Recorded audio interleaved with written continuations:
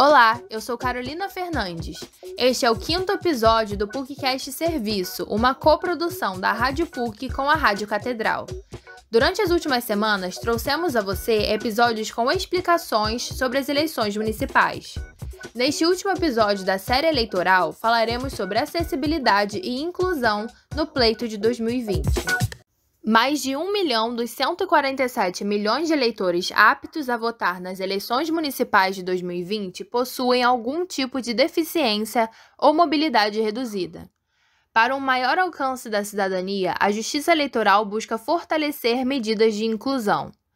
A OAB Nacional solicitou ao Tribunal Superior Eleitoral um reforço nas orientações dos tribunais regionais estaduais, juízes eleitorais, partidos políticos, mesários e demais envolvidos nas eleições. O objetivo do ofício seria garantir plena acessibilidade das pessoas com deficiência aos locais de votação no dia do pleito. Atualmente, pessoas com deficiência têm atendimento prioritário nos locais de votação. Estes eleitores tiveram a opção de solicitar a transferência para sessões especiais, que melhor atendessem suas necessidades.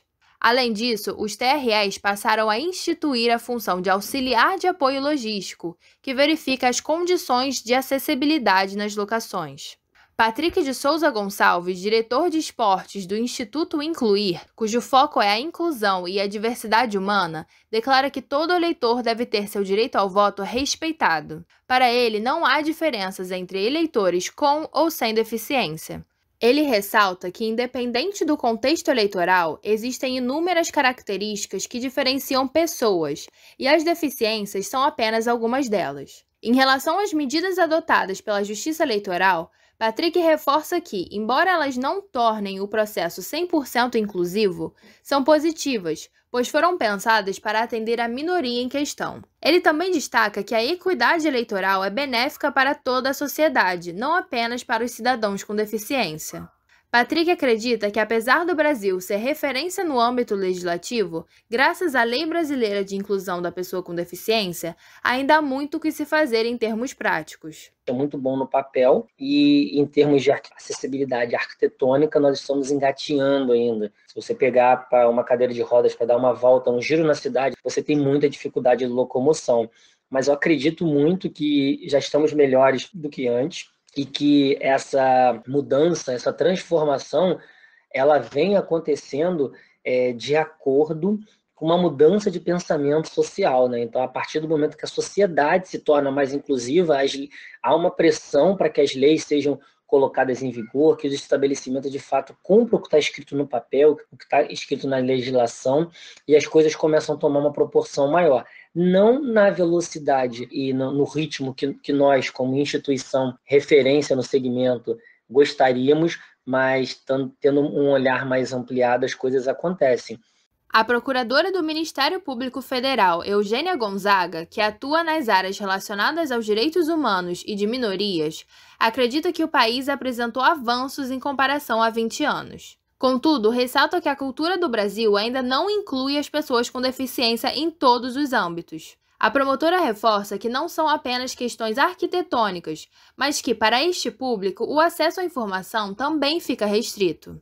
Como exemplo, ela cita as reuniões virtuais que se tornaram comuns durante a pandemia. Eugênia Gonzaga explica que muitas reuniões sem legenda ou intérpretes de linguagens de sinais não são acessíveis a todos. O Brasil é um país muito grande e um país que se acostumou, a excluir pessoas com deficiência.